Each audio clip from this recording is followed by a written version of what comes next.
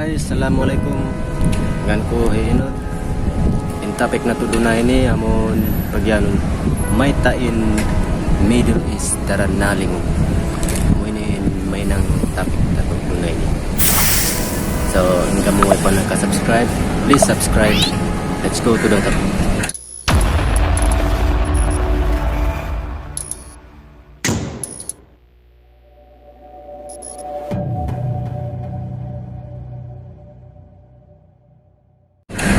May talaw na in Middle East daran nalingon.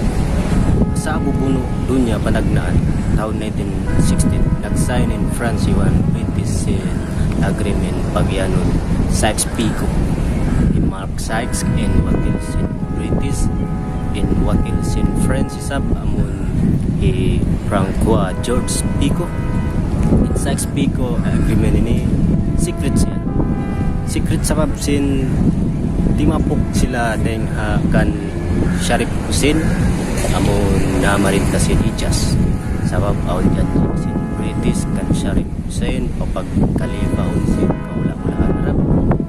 Sykes-Picot agreement ini pagkaradyaan sin France iban UK piyagplanuan nila bagyo in wilaya sin Ottoman atawa Osmania Masrik inangun zone sin France iban zone sin British pagkawos sin uno dunya pa siyuko sin British pagkawasan in hula Palestine, Jordan, iban Iraq pagnganan hiyayaon in siyuko isab sin France pagkawasan amon Syria iban Lubnan pagnganan biyayaon nakaunayat to way pa yun mga nganhula Iraq, Lubnan ini iba rin Syria nakauna part pa siya sin Osmania ukon sibuin daplinan iban sin hiyayaon.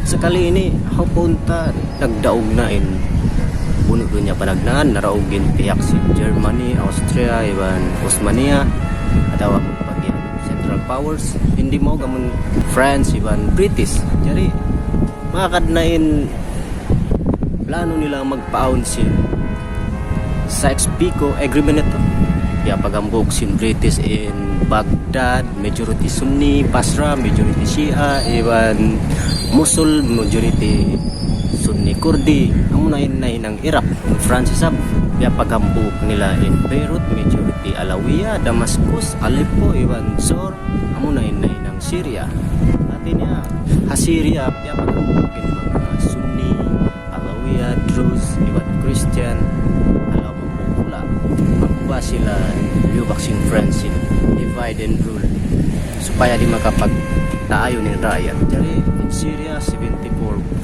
Sunni, Alawiya 11%, iban Druze 3%.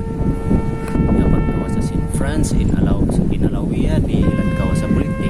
Nag-independence man in Syria, tiaigan kawasa in Alawiya pagka naon in pag-demokrasi. In demokrasi pagyanon ini amon mamarinta in kamatauran. Tanto pagka Sunni in kamatauran atau majority Syria nakapagkawasa. So ay taon 1966 ang nakapagkawasa nagbalik in Alawiya sambil na araw na Hafiz Assad in pagkawasa taon 1970 damikyan tao Alawiya resab siya amon ama Bashar Assad diyaw laumsin pamerintah Hafiz Assad nakasudin Alawiya palikusan sin Shia asal namakay-makay Hafiz Assad ang mga Sunni iban Shia supaya tumutugin pagkawasa lukay wayra kaya amuhan in rakyat kan Hafiz Assad pag-demonstrate na inang puno sanjata pagkabihat to nalingog na nangayo na tabang Hafiz Assad Iran iban Hezbollah pagpatuyong siya pagkalima mo din Iran pa Syria lima mo di sabihin mga Saudi iban Qatar pa Syria sababin kabukaan nila lumuagin pagkawasa sin Iran jari suway sila lumamud pa Syria bilang hapa